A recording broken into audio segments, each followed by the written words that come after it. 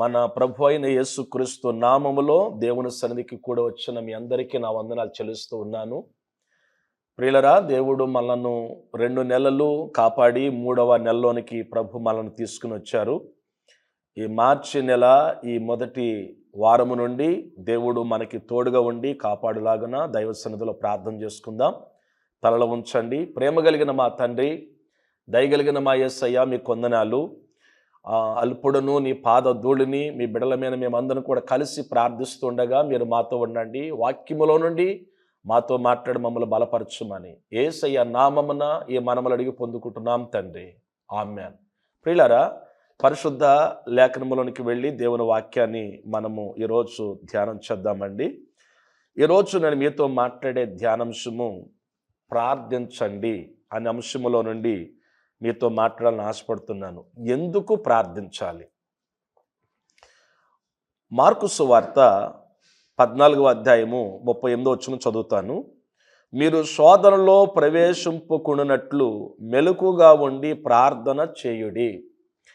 మన ప్రభు అయిన యేసుక్రీస్తు వారు శరీరధారిగా ఈ లోకములో ఆయన ప్రియులరా జీవించినప్పుడు యేసయ్య ఈ భూలోకములో 30 సంవత్సరాలు వయసు వచ్చే వరకు ఆయన మరియా యోసేపులకు లోబడి నజరేతులో ఆయన పెరిగి, ఆ తర్వాత యేసు ప్రభువారు తన 31వ సంవత్సరము ప్రారంభములోనికి అడుగుపెట్టగానే ఆయన ఎందు నిమిత్తము ఈ లోకానికి వచ్చాడో అది గుర్తించి మన ప్రభు అయిన యేసుక్రీస్తు వారు ఆయన పరిచర్య ప్రారంభించాడు. యేసయ్య 12 సంవత్సరాల వయసులో ఉండగా ఆయనను దేవాలయంలోనికి తీసుకుని వెళ్ళినప్పుడు ఆ పండుగకి అనేక వేల కొలది ప్రజలు వచ్చినప్పుడు మరియా యోసేపులు తిరిగి బయలుదేరి వస్తూ ఉండగా యేసు ప్రభువారు తమతోనే ఉన్నారని వాళ్ళు అనుకుని వాళ్ళు బయలుదేరి వచ్చారు. కానీ యేసు ప్రభువారు ఎక్కడున్నాడంటే యెరూషలేము దేవాలయములోనే ఆయన అక్కడ ఉన్నాడు. వాళ్ళు వెదికి ఆయన లేడని చెప్పి వచ్చినప్పుడు మరియా అంటుంది, అయ్యా, మేము నీ విషయంలో చాలా వేదన పడ్డాం, కలవరపడ్డాం, నిన్ను వెదికాము, నువ్వు మాతో లేవు అన్నప్పుడు, అమ్మా, నేను నా తండ్రి పనుల మీద ఉండాలన్న సంగతి నీకు తెలియదా అని మాట్లాడతాడు. ప్రియులరా, 12 సంవత్సరాల వయసులో ఉన్నటువంటి ప్రభువారు ఆ మాట చెప్పాడు, నేను తండ్రి పనుల మీద వచ్చానన్న సంగతి నీకు తెలియదా అంటే, గాబ్రియల్ దేవదూత వచ్చి నీతో చెప్పలేదా, దయాప్రాప్తురాలా, నీకు శుభము కలుగును గాక, ఇదిగో నీవు దేవుని కృపను పొందితివి, ఇదిగో నీవు పరిశుద్ధాత్మ ద్వారా గర్భం ధరించావు, పుట్టబోయేటువంటి శిశువు సర్వోన్నతుడిని దేవుని కుమారుడు అనబడను, ఆయనే ప్రజలను వారి పాపము నుండి విడిపించి వారిని రక్షిస్తానికి సంగతి నీకు తెలియదమ్మా, నేను వచ్చిన సంగతి నీకు తెలియదా అని తల్లి మరియాకి ప్రభువారు తెలియచేశాడు. దేవుని బిడ్డలారా, ఆయన ఎందు నిమిత్తం వచ్చాడో అది గుర్తించిన ప్రభువారు ఆయన ఈ లోకములో 3.5 సంవత్సరాలు పరిచర్య, పగలంతా ఆయన బోధలు చేశాడు, అనేక మందిని దేవుడు స్వస్థపరిచాడు. దేవుని బిడ్డలారా, మనసుకు నెమ్మదిని, శరీరానికి స్వస్థతని, పాప క్షమాపణను దేవుడు ప్రకటించి దురాత్మల నుంచి, అంధకార సంబంధమైన అధికారము నుండి వారిని విడిపించి ఆయన రాత్రి అయ్యేసరికి ఆయన మరి ఒలివల కొండకి వెళ్ళి అక్కడ ప్రార్థనలు గడుపుతూ ఉండేవాడు. రాత్రంతా ప్రార్థించేవాడు, పగలంతా ఆయన బోధలు చేసి అద్భుతాలు చేసేవాడు. ఈ విధంగా యేసు ప్రభువారు 3.5 సంవత్సరాలు ఆయన దేవుని బిడ్డలారా పరిచర్య చేసి ఆఖరిగా ఆయన తన 12 మంది శిష్యులను వెంట పెట్టుకుని ఆయన గెత్సేమనికి వెళదామని వెళ్ళినప్పుడు 12 మందిలో ఒక వ్యక్తి తప్పిపోయాడు. ఎవరు మనకు తెలుసు, ఇస్కరియోతు యోధ. ప్రియా దేవుని బిడ్డలారా, ఆ 11 మందిని తీసుకుని వెళ్ళి ఆయన గెత్సేమని తోటలోకి వెళ్ళిన తర్వాత ప్రభువారు చెప్తున్న మాట ఏంటంటే, మీరు శోధనలో ప్రవేశింపుకున్నట్లు మెలకుగా ఉండి ప్రార్థన చేయుడి అనే మాట చెప్పాడు. అంటే మీరు ప్రార్థించండి, మెలకుగా ఉండి ప్రార్థించండి, శోధనలో ప్రవేశింపుకున్నట్లుగా మీరు ప్రార్థించండి అని ఆ ప్రియ ప్రభువారు దేవుని బిడ్డలారా తెలియచేశాడు. అవునండి, మనము శోధనలో పడిపోకుండా ఉండటానికి కొరకు మనం ప్రార్థన చేయాలి. ఎందుకంటే శోధకుడు మనను శోధిస్తాడు. మనము బలహీనమయ్యేంత వరకు, మనము లోకములోకి వెళ్ళిపోయేంత వరకు, పాపములో పడిపోయేంత వరకు వాడు శోధిస్తూనే ఉంటాడు. అయితే మనము దేవుని సన్నిధిలో శోధంలోకి వెళ్ళిపోకుండా ఉండేటట్లుగా మనం మెలకుతో ప్రార్థన చేయవలసిన వారమై ఉన్నాం. ఆత్మలో ప్రార్థించవలసిన వారమై ఉన్నాం. విశ్వాసముతో ప్రార్థించవలసిన వారమై ఉన్నాం. దేవుని బిడ్డలారా, ఈ శోధంలోకి మనం వెళ్ళిపోకుండా, మనము పాపములోకి వెళ్ళిపోకుండా దేవుని బిడ్డలారా, మనము దేవుని సన్నిధిలో ప్రార్థించేటువంటి ప్రార్థన యోధులంగా మనం ఉండాలని ఆ ప్రియ ప్రభు వారు తెలియచేస్తూ ఉన్నాడు. దేవుని నామానికి మహిమ కలుగునుగాక. మీరు శోధంలో ప్రవేశింపుకున్నట్లు మీరు ప్రార్థించండి అని ప్రభువారు ఆ గెత్సేమనే తోటలో ఆయన తెలియచేస్తున్నాడు. ఆయన వెళ్ళాడు, ఆయన గెత్సేమనే తోటలో ప్రార్థన చేస్తూ ఉన్నాడు. ఏమని ప్రార్థన చేస్తున్నాడు? తండ్రి, నీ చిత్తమైతే ఈ గిన్నె నా యొద్ద నుండి తొలగిపోయేటట్లుగా నువ్వు చేయనైనా, అయినను నా ఇష్ట ప్రకారము కాదు, నీ చిత్త ప్రకారమే కానుము. మన ప్రభు అయిన యేసుక్రీస్తు వారు దేవుని బిడ్డలారా ఎన్నో అద్భుతాలు చేస్తున్న ప్రభువారు, ఎన్నో గొప్ప కార్యాలు చేస్తున్న ప్రభువారు శిష్యులను తీసుకుని వెళ్ళి మీరు నా కొరకు ప్రార్థించండి అని చెప్పి గెత్సేమనే తోటలో ఆయన ప్రార్థన చేస్తూ ఉన్నాడు. గెత్సేమనే అనేటువంటి మాటకి అర్థము గానుగా. అంటే దేవుని బిడ్డలారా, గానుగా నలగగొట్టబడుట. తనను తాను గెత్సేమనే తోటలో నలగొట్టుకుంటూ ఉన్నాడు. గెత్సేమనే తోటలో వేదనతో ఆయన ప్రార్థిస్తూ ఉన్నాడు. దేవుని బిడ్డలారా, ఆ గెత్సేమనే తోటలోనికి వెళ్ళి ఆయన మోకాళ్ళ మీద ప్రార్థన చేస్తున్నాడు. అందుకే దైవజనుడు, దేవుని బిడ్డలారా పేరుగాంచినటువంటి దైవజనుడు మాసెలమనయ్య గారు ఒక పాట రాశాడు. ఆ పాటలో ఒక పల్లవి చరణ మనం చూస్తే, చూడుము గెత్సేమనే తోటలో నా ప్రియుడు, పాపిని నాకై విజ్ఞాపన చేసేడి ధ్వని వినబడుచున్నది.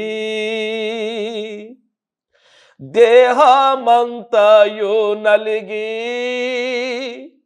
శోకము చెందినవాడై దేవాది దేవుని ఏకాసుతుడు పాడు వేదనలు నా కొరకే. చూడుము గెత్సేమనే తోటలో నా ప్రియుడు, పాపిని నాకై విజ్ఞాపన చేసేడి ధ్వని వినబడుచున్నది. మన కోసం దేవుని బిడ్డలారా, మన పాప క్షమాపణ కోసం, మన దోషముల కోసం, మన అతిక్రమముల కోసం నలగగొట్టబడుతూ ఉన్నాడు ఆయన. గెత్సేమనే తోటలో ఆయన ప్రార్థన చేస్తూ ఈ పాప భారాన్ని, ఈ శాప భారాన్ని, ఈ రోగ భారాన్ని తీసివేయటానికి వచ్చిన ఆ ప్రియ ప్రభు మనందరి కోసం గెత్సేమనే తోటలో ఆయన మరింత వేదన పడి ప్రార్థన చేస్తూ శిష్యులతో అంటున్నాడు. ఎన్నడూ ఆ మాట అనలేదు ఆయన. ఆఖరిగా గెత్సేమనే తోటలో ఆయన ప్రార్థన చేస్తూ, నా కోసం ఒక గడి అయినను మేలుకుని మీరు ప్రార్థించలేరా? మీరు శోధనలో ప్రవేశింపుకున్నట్లు మెలకువతో మీరు ప్రార్థించండి. ఆత్మ సిద్ధమే గాని శరీరము బలహీనమే కదా. అవును, గెత్సేమనే తోటలో మనందరి కోసం నలిగిపోతున్నాడు. దేవుని వాక్యం చెప్తుంది, గెత్సేమనే తోటలో ఆయన ప్రార్థన చేస్తున్నప్పుడు ఆయన చెమట రక్త బిందువలే అక్కడ ప్రవహిస్తుంది అనే మాట మనం చూస్తూ ఉన్నాం. అంత వేదన పడుతున్నాడు ఆ ప్రభు వారి గెత్సేమనే తోటలో మన కోసం. ఆయన చెప్తున్నాడు, మీరు శోధనలో ప్రవేశింపుకున్నట్లు మెలకువతో మీరు ప్రార్థన చేయండి అన్నాడు. దేవుని బిడ్డలారా, రెండవ మాటను మనం జ్ఞాపకం చేసుకున్నట్లయితే దేవుని యొక్క సన్నిధానములో దేవుని వాక్యాన్ని మనం చదువుదాం. యాకోబు పత్రిక 5వ అధ్యాయము దేవుని యొక్క వాక్యాన్ని మనొకసారి, యాకోబు పత్రిక 5వ అధ్యాయము దేవుని వాక్యాన్ని మనం చదువుదాం. 14-15 వచనాలు చదువుదాం. మీలో ఎవడైనను రోగి ఉన్నాడా? అతడు సంఘపు పెద్దలను పిలిపింపవలెను. వారు ప్రభు నామమున అతనికి నూనె రాసి అతని కొరకు ప్రార్థన చేయవలెను. విశ్వాస సహితమైన ప్రార్థన ఆ రోగిని స్వస్థపరచును. ప్రభు అతన్ని లేపును.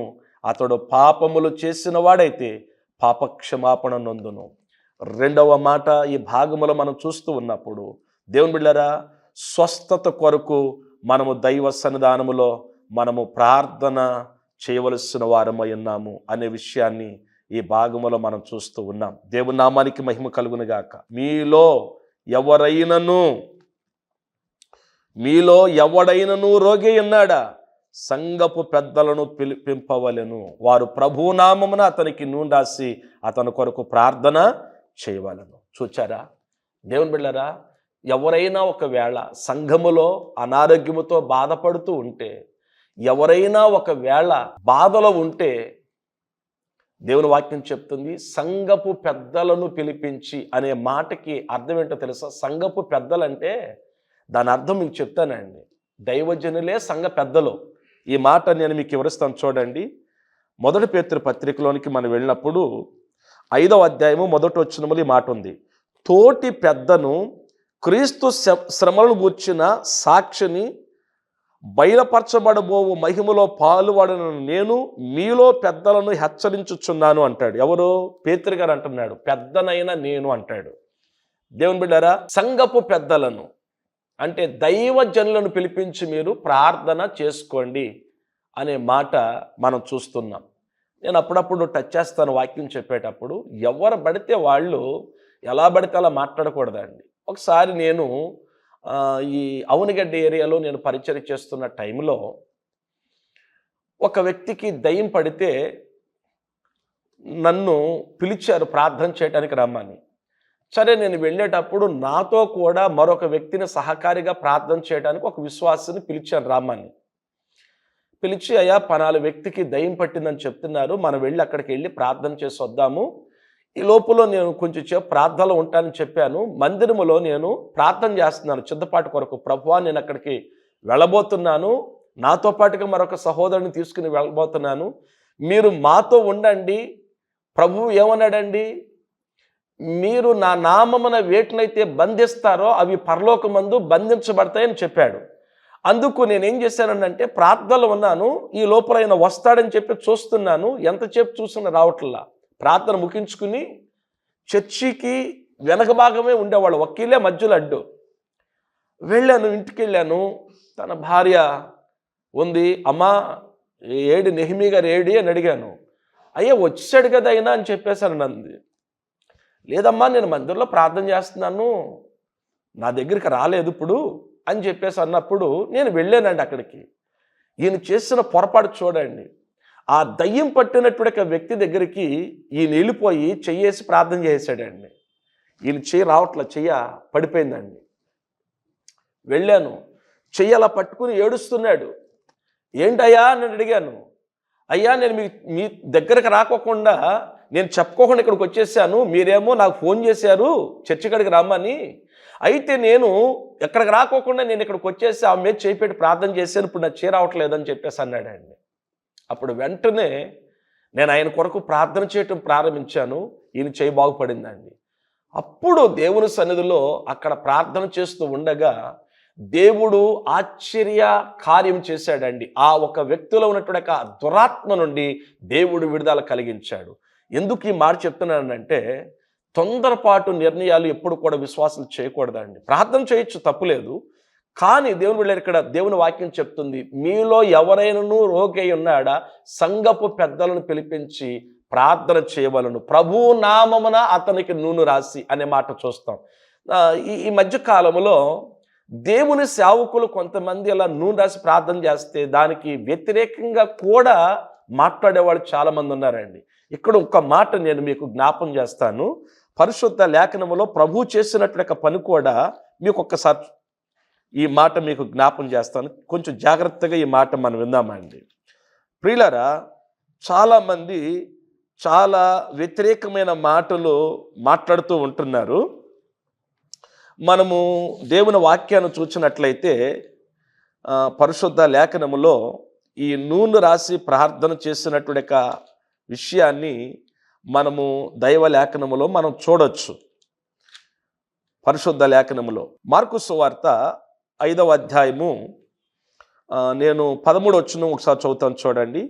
అనేక దయ్యములను వెళ్ళగొట్టుచు నూనె రాచి అనేకులకు రోగులను స్వస్థపరచుచుండిరి అనే మాట మనం చూస్తున్నాం. అంటే మన ప్రభువారు కూడా ఏం చేశాడు? నూనె రాసి ఆయన ప్రార్థన చేశాడు. ఇప్పుడు యాకోబు భక్తుడి ద్వారా దేవుడు ఏమైనా మాట్లాడుతున్నాడు? మీలో ఎవడైనా రోగి ఉన్నాడా? అతడు సంఘపు పెద్దలను పిలిపింపవలెను, వారు ప్రభు నామమున అతనికి నూనె రాసి అతని కొరకు ప్రార్థన చేయవలెను. విశ్వాస సహితమైన ప్రార్థన ఆ రోగిని స్వస్థపరచును, ప్రభు అతన్ని లేపును, అతడు పాపములు చేసిన వాడైతే పాపక్షమాపణ నొందును అన్నాడు. నూనె రాసి ప్రార్థన చేయమని దేవుడే తన సేవకుడి ద్వారా రాయించాడండి. గనుక నూనె రాసి ప్రార్థన చేయటం వల్ల ఏ యొక్క తప్పు కాదు అనే విషయాన్ని మనం గుర్తించాలి. చాలా మంది దేవుని బిడ్డలారా రకరకాలుగా మాట్లాడి నాడు వాక్యాన్ని చాలా వ్యతిరేకంగా వాళ్ళకి అనుకూలంగా మలుచుకొని సేవకులను దూషించే వాళ్ళు చాలా మంది ఎక్కువైపోయారు ఈరోజు. గనుక సహోదరులారా, ఇలాంటిది మానేయటం మంచిది.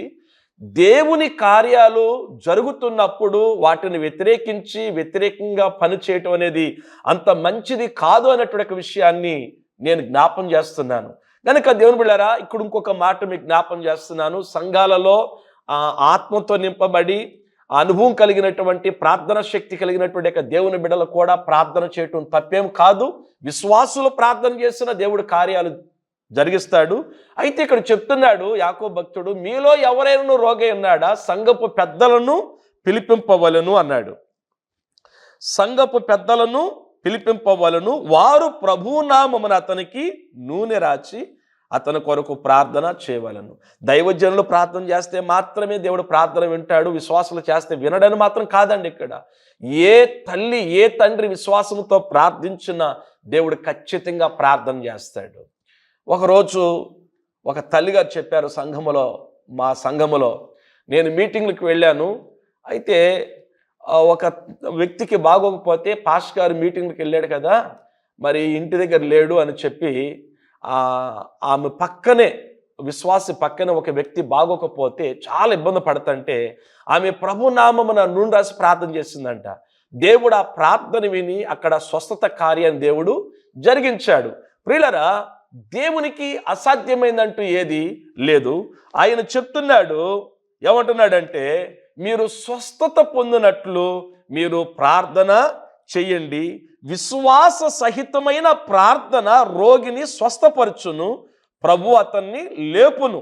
అవును, మన దేవుడు లేపగలడు. పాపమని ఊబుల నుండి లేపగలడు. దేవుని బిడ్డలారా, దరిద్రతలో నుండి లేపగలడు, అనారోగ్యాల నుంచి లేపగలడు. నువ్వు మంచం మీద ఉంటే నీ మంచం మీద నుంచి నిన్ను లేపటానికి దేవుడు శక్తివంతుడు. ఆయన ఒకవేళ వారు పాపములు చేసి ఉంటే వారికి పాప క్షమాపణ కలుగుతుంది అనే మాట ఈ భాగములో మనం చూస్తూ ఉన్నాం. అంటే ప్రార్థనలో అంత శక్తి ఉంది. ప్రార్థన మనల్ని శోధనలోకి వెళ్ళిపోకుండా మనం కాపాడుతుంది. దేవుని బిడ్డలారా, ప్రార్థన మనకి స్వస్థతను కలిగిస్తుంది అనే మాట మనం చూస్తూ ఉన్నాం. హిజ్కియాకి మరణకరమైన వ్యాధి కలిగినప్పుడు, క్యాన్సర్ వచ్చినప్పుడు, ఆ పరిస్థితుల్లో అతడు కన్నీళ్లు విడిచి ప్రార్థించినప్పుడు హిజ్కియాని దేవుని బిడ్డలారా క్యాన్సర్ వ్యాధి నుండి దేవుడు విడిపించి స్వస్థపరిచి ఆయుష్ను పొడిగించిన దేవుడు ఆయన. హిజ్కియా, నీ కన్నీళ్లు చూచాను, నీ ప్రార్థన విన్నాను, 15 సంవత్సరాల ఆయుష్ను పొడిగిస్తున్నానని చెప్పిన దేవుడు ఆయన. గనుక మనము స్వస్థత కొరకు ప్రార్థన మనము చెయ్యాలి. దేవుని బిడ్డలారా, దైవ సన్నిధిలో మరొక మాటను ఈ సందర్భంలో మనం జ్ఞాపం చేసుకుందాం. దేవునికి స్తోత్రం కలుగును గాక. మరొకటి, మనము దేవుని బిడ్డలారా దేవుని యొక్క వాక్యాన్ని మనం చూసినట్లయితే మనము ప్రార్థనకి ఎందుకు మనం చేయాలంటే దేవుని యొక్క సువార్త వ్యాప్తి కొరకు దేవుని బిడ్డలారా దైవజనులను బలంగా వాడుకునేటట్లుగా అందరూ కలిసి ప్రార్థన చేయాలి. అపోస్తుల కార్యములు 4వ అధ్యాయము 30-31 వచ్చిన చదువుదామా. రోగులను స్వస్థపరచుటకును నీ పరిశుద్ధ సేవకుడైన యేసు నామము ద్వారా సూచక్రియలను మహత్కార్యములను చేయుటకును నీ చెయ్యి చాచి ఉండగా నీ దాసులు బహు ధైర్యముగా నీ వాక్యమును బోధించినట్లు అనుగ్రహించుము. వారు ప్రార్థన చేయగానే వారు కూడి ఉన్న చోటు కంపించినప్పుడు వారందరూ పరిశుద్ధాత్మతో నిండిన వారై దేవుని వాక్యమును ధైర్యముగా బోధించరి. దేవుని బిడ్డలారా, ఆది సంఘము ప్రారంభపు దినాలలో ఆనాడు అపోస్తలుల ద్వారా దేవుడు తన కార్యాలు జరిగిస్తూ ఉన్నాడు. వారు వెళ్ళి దేవుని వాక్యాన్ని బోధిస్తూ ఉన్నప్పుడు అనేక మంది మార్పు చెంది ప్రభు అయిన యేసును అంగీకరించి వారు దేవుని సంఘములో మరి వచ్చి ఆ దేవుని సంఘములో చేర్చబడుతూ ఉండగా, ప్రవేశిస్తూ ఉండగా, ఆనాటి కాలములో ఉన్న కొంతమంది అందరూ దేవుణ్ణి నమ్ముకుంటున్నారు, అందరూ దేవుడి దగ్గరికి వెళ్ళిపోతున్నారు, అందరూ యేసు ప్రభువుని నమ్ముకుంటున్నారు, ఇక మన మతంలో ఎవరో ఉండేటట్లుగా లేరని చెప్పి వాళ్ళలో కలవరం పుట్టి ఏం చేశారంటే సేవకుల మీద దాడి చేయటం ప్రారంభించారు, సేవకులను కొట్టడం ప్రారంభించారు, సేవకులను హింసించటం ప్రారంభించారు, సేవకులను చెరసాల్లో వేస్తా ఉన్నారు. నేను చెప్తున్నాను దేవుని బిడ్డలారా, ఆ రోజు సేవకులను కొట్టి చిత్రహింసలు పెట్టినప్పటికీ దేవుని కార్యాలు మాత్రము ఆగలేదు. ఇవాళ కూడా చాలా మంది ఏం చేస్తున్నారంటే ఎందుకో అర్థం కాదు, దేవుని బిడ్డలు దేవుడి గురించి ప్రకటించి మంచి మార్గంలోనికి అనేక మందిని మరి చెడు మార్గం నుంచి మంచి మార్గంలోకి తీసుకొస్తంటే ఈరోజు అనేక మంది త్రాగుబోతులు మారుతున్నారు, వ్యభిచారులు మారుతున్నారు, దొంగలు మారుతున్నారు, నరహంతకులు మారుతున్నారు. ఎంతో మంది దేవుని బిడ్డలారా వారి జీవితాలు బాగుపడతంటే ఏమి తప్పు జరుగుతుందని సేవకులను కొట్టాలి, ఏమి నేరం చేశారని చంపాలి, ఏమి చేశారని చెరసాల్లో వేయాలి? సాతానుడు ఆనాడు పనిచేశాడు, ఈనాడు పనిచేస్తాడు, ఇంకా పని చూస్తూనే ఉంటాడు. అందుకే యేసు ప్రభువారు మనకి తెలియచేశాడు, మీరు శోధనలో ప్రవేశింపుకున్నట్లుగా ప్రార్థన చేయండి, రోగాల కొరకు ప్రార్థించండి. ఇప్పుడు దైవజనులు సువార్తను ప్రకటిస్తూ ఉండగా ఆ సువార్త వ్యాప్తి చెందేటట్లుగా ప్రార్థించమని దేవుడు తన లేఖనము ద్వారా మనతో మాట్లాడుతున్నాడు. అందుకు దేవుని బిడ్డలారా, సంగమా, మీకు ఒక మాట చెప్తున్నాను, దైవజనుల కొరకు ఎక్కువగా మీరు ప్రార్థించండి. రోజు దైవజనులు అనుదినము ఆయన రక్షణ సువార్తను ఆంధ్ర రాష్ట్రమే కాదు భారతదేశం అంతా కూడా ప్రకటిస్తూ ఉన్నారు. అయితే సాతానుడు వాడు మౌనంగా ఉంటలా, వాడు తక్కువ సమయంలో వాడు ఎక్కువ పని చేస్తున్నాడు సాతానుడు. మనమేమో ఎక్కువ సమయంలో తక్కువ పని చేస్తున్నాం. అందుకు దేవుని బిడ్డలారా కొన్ని పర్యాలు మళ్ళీ హెచ్చరిక చేస్తున్నాడు, మీరు ప్రార్థించండి, మెలకుగా ఉండి ప్రార్థించండి, సమయమందును అసమయమందును సువార్తను ప్రకటించి సేవకుల కొరకు మీరు ప్రార్థించండి అని దేవుడి హెచ్చరిక చేస్తూ ఉన్నాడు. దేవునికి మహిమ కలుగునుగాక. వారు దేవుని యొక్క సన్నిధానములో ప్రార్థన చేసినప్పుడు దేవుని యొక్క ఆత్మ కార్యాలు వారి మధ్యలో జరుగుతూ ఉండగా వారు బహు బలముగా వారు సువార్తను ప్రకటించారు అనే మాట మనం ఈ భాగంలో మనం చూస్తూ ఉన్నాం. ప్రియులరా, సువార్తను మనము పాపుల దగ్గరికి తీసుకుని వెళ్ళినప్పుడు పాపులు పశ్చాత్తపడి ప్రభు దగ్గరికి వచ్చి మార్పు చెందుతున్నారండి. దేవునికి స్తోత్రం. మరి ఈ కాలంలో మనం చూస్తే అనేకమైన స్థలాల్లో మరి దైవజనులు సువార్త సభలు ఏర్పాటు చేసి సువార్తను ప్రకటిస్తూ ఉన్నారు. ఈ సువార్తకి ఆటంకము లేకుండా దేవుడు అనుకూలమైన కార్యాన్ని దేవుడు జరిగించేటట్లుగా మనము ఏ సంఘమైనా పర్వాలేదండి, ఏ సహవాసమైనా పర్వాలేదు, మనం అందరం దేవుని బిడ్డలం గనుక ఎక్కడ మీటింగు జరిగినా ఆ మీటింగ్ కొరకు మనం ప్రార్థన చేయాలి. అక్కడ దేవుడు అనేక మంది పాపులు మార్పు చెందేటట్లుగా, రోగులు స్వస్థత పొందేటట్లుగా, మేలులు జరిగేటట్లుగా మనం ప్రార్థించాలి. ఎవరో దైవజనుని మీటింగ్ పెట్టాడు నాకెందుకని మనం ఎవరో అనుకోకూడదు. ఎందుకంటే మనం దేవుని బిడ్డలం, ఒక్కొక్కరి ద్వారా దేవుడు ఒక్కొక్క కార్యం జరిగిస్తాడు. అందుచేత మనమందరము కూడా ప్రార్థన చేయాలి. ఆ రోజు వారు సువార్త వ్యాప్తి కొరకు వాళ్ళు ప్రార్థన చేసినప్పుడు వాళ్ళ ద్వారా దేవుడు తన కార్యాలు జరిగించినట్లుగా మనం చూస్తూ ఉన్నాం. దేవునికి మహిమ కలుగునుగాక.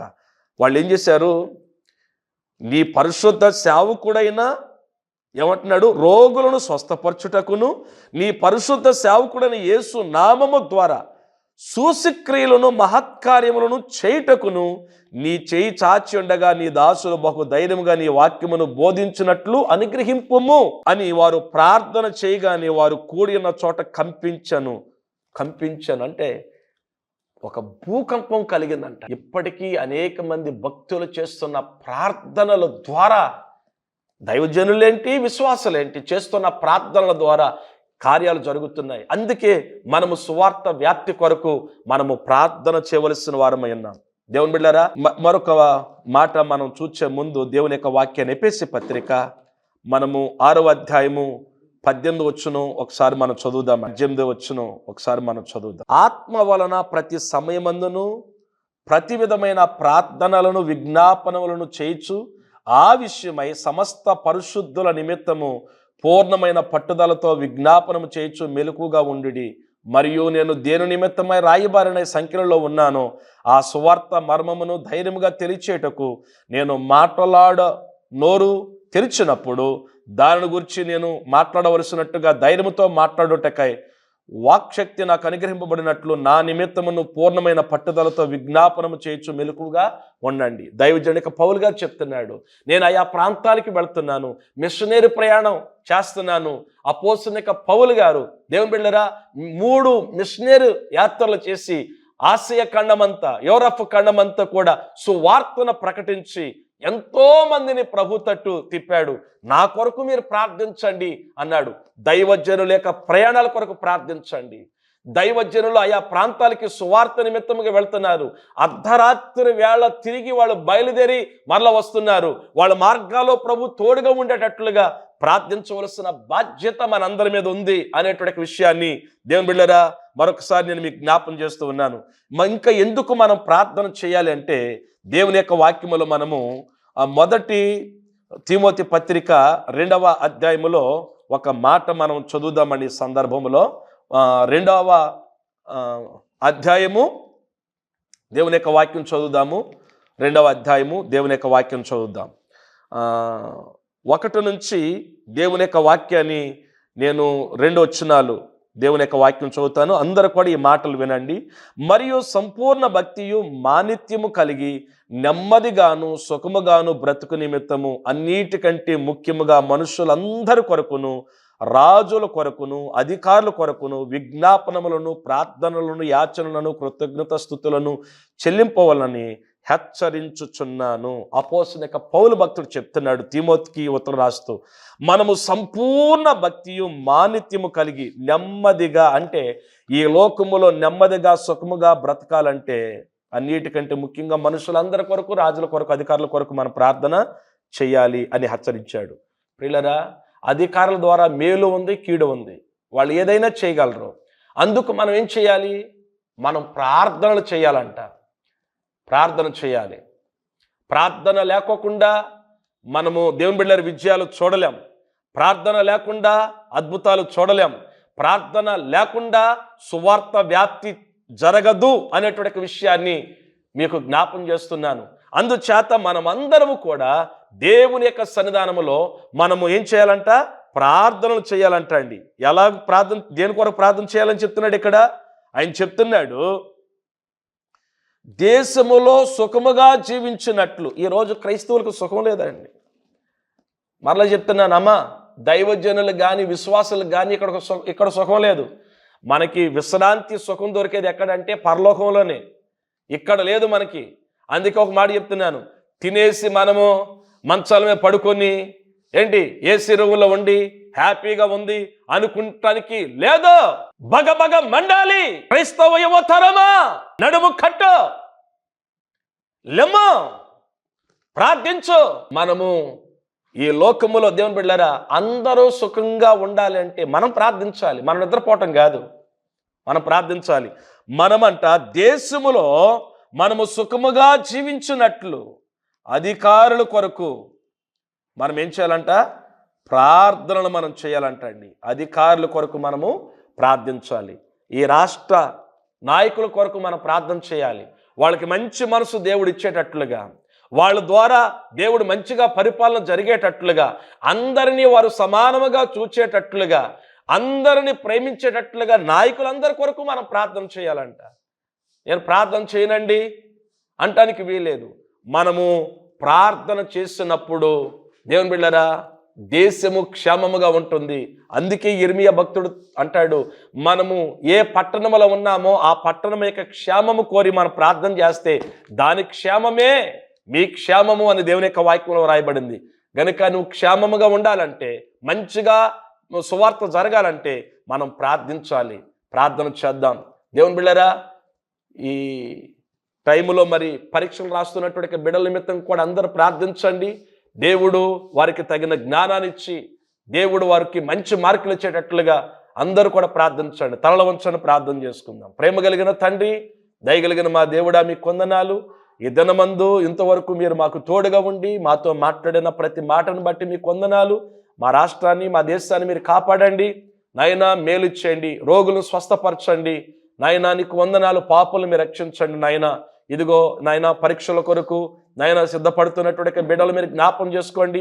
మీలో ఎవరికైనా జ్ఞానం కొద్దిగా ఉంటే దేవుని అడగవలను, ఆయన ఎవరిని గద్దెంపక ధారాళంగా దయచేస్తాడని మీ వాక్యంలో రాయబడింది. అయ్యా బిడ్డలు నాయన ఇదిగో తండ్రి ప్రభువా, సంవత్సరం అంతా చదివి ఇప్పుడు నాయన ఇదిగో తండ్రి పరీక్షల కొరకు సిద్ధపడుతూ ఉండగా వారికి ఆరోగ్యాలు ఇవ్వండి, వారికి ధైర్యాన్ని ఇవ్వండి, వారికి బలాన్ని ఇవ్వండి, వారికి జ్ఞానాన్ని ఇవ్వండి. ఏదైతే క్వశ్చన్స్ పేపర్ వస్తుందో దానికి కరెక్ట్ ఆన్సర్ రాయటానికి మీ సహాయం బిడ్డలకు అనుగ్రహించి తోడుగా ఉండమని యేసు నామమున అడుగుచూ ఉన్నాము తండ్రి, ఆమేన్. తండ్రి అయిన దేవుని ప్రేమయు, ప్రభును రక్షకుడైన యేసుక్రీస్తు యొక్క దివ్య కృపయు, పరిశుద్ధాత్మ దేవుని అన్యోన్య సహవాసము సమాధానం కూడి ఉన్న మనకు, ఆయన వెంబడిస్తున్న సకల భక్తులకు, మన కుటుంబాలకి, పరీక్షలకి సిద్ధపడుతున్న బిడ్డలందరికీ తోడై ఉండునుగాక. ఆమేన్.